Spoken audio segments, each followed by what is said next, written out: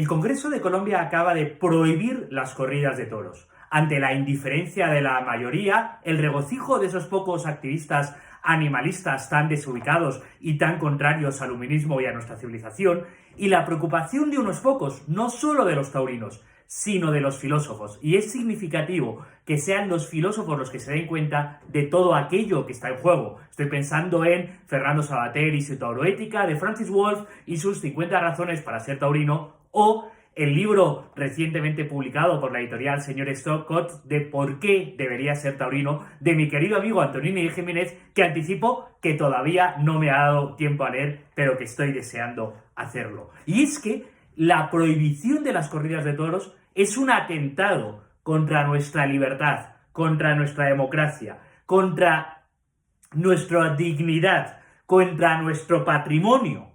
Es un atentado contra lo que somos. ¿Por qué digo contra nuestra libertad? Porque por más que la mayoría prohíba que acudamos a un lugar libremente, no tiene derecho. Es nuestro derecho inalienable, el derecho más básico de poder circular, deambular o reunirnos donde queramos y poder disfrutar de lo que queramos disfrutar. Entre otras cosas, si queremos disfrutar de los espectáculos más bellos y más profundos y más éticos que existen, como es la tauromaquia. No puede la asamblea, por muy mayoritaria que sea, prohibirnos a las minorías o a la minoría más minoritaria, como es el individuo, acudir donde deseemos acudir o reunirnos donde queremos reunirnos. Y alguien dirá, ya, pero lo puede hacer para defender los derechos de los animales. No, es que los animales no tienen derechos.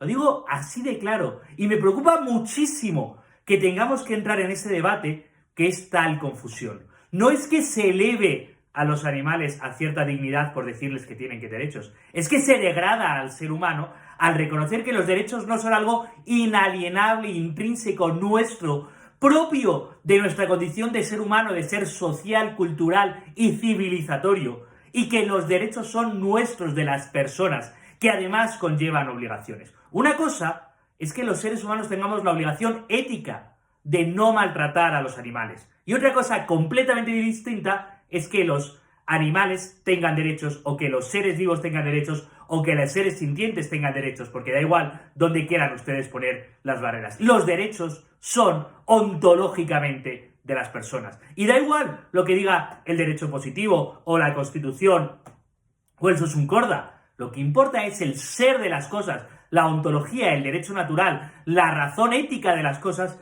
que es a lo que yo estoy apelando. Y no, la naturaleza no tiene derechos.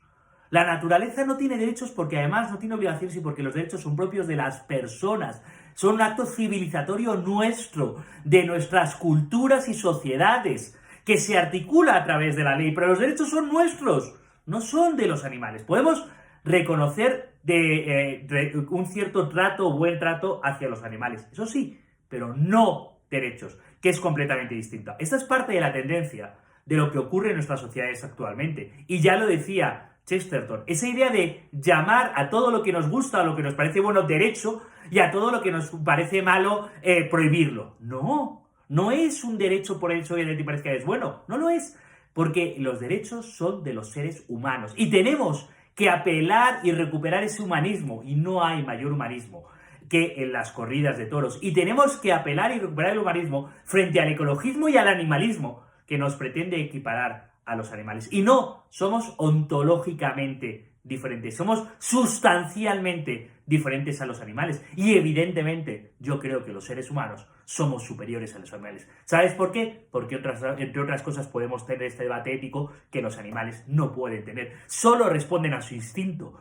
Los seres humanos superamos ese instinto a través de la cultura y la civilización. Por eso, prohibir a los toros es también un ataque a nuestra cultura y civilización, porque además los toros son una representación atávica de esa lucha entre las cives, la civilización, la cultura, la que se cultiva, y la naturaleza, el instinto animal. Es esa domestificación del animal más bravo, más bello, más salvaje que existe, que es el toro de Lidia, el toro bravo, un animal imponente, bellísimo. Se lo domestica con un trozo de tela, a través de la valentía y la inteligencia del ser humano. Y no solo se domestica y se lo obliga a pasar por donde queramos que pase, es que además se crea belleza en ese acto. Los toros son el epítome de la cultura. ¿Cómo puedes decir que no es cultura cuando es su epítome?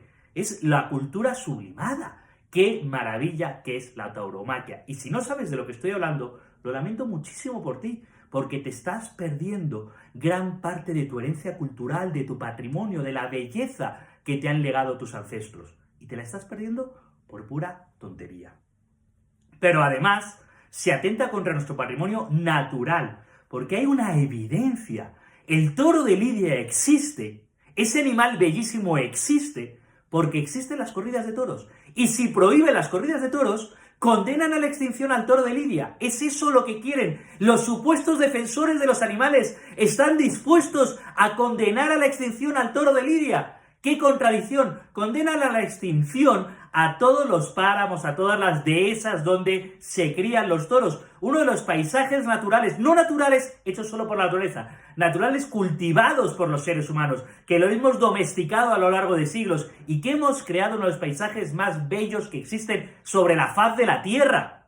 Y lo quieren condenar a la extinción por su puro buenismo idiota, por su pura miopía que no ve más allá de lo que quiere ver y por su pura hipocresía. ¿Por qué digo hipocresía? Porque no les molesta que mueran los animales. Si les molestase que mueran los animales, querrían prohibir que hubiese mataderos de cerdos, de vacas, o etcétera, etcétera, o de gallinas.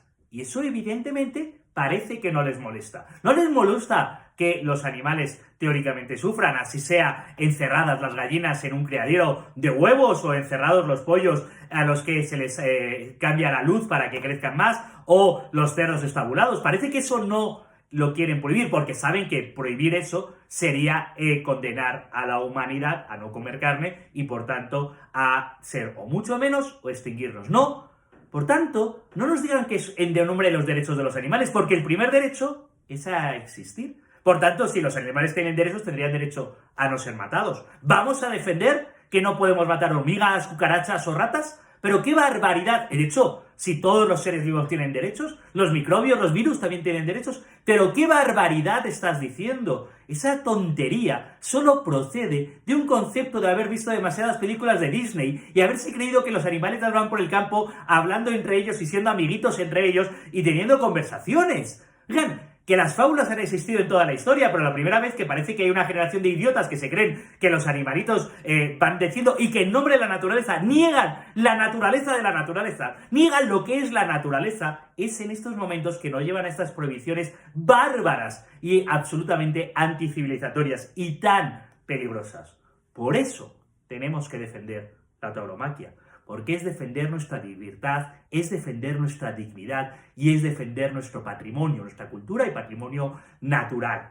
Defender las corridas de toros es defender lo que somos y es defendernos a nosotros mismos. Y entiendo que gran parte de la sociedad ya está alejada de la tauromaquia y de lo que somos. Y ese es precisamente el problema.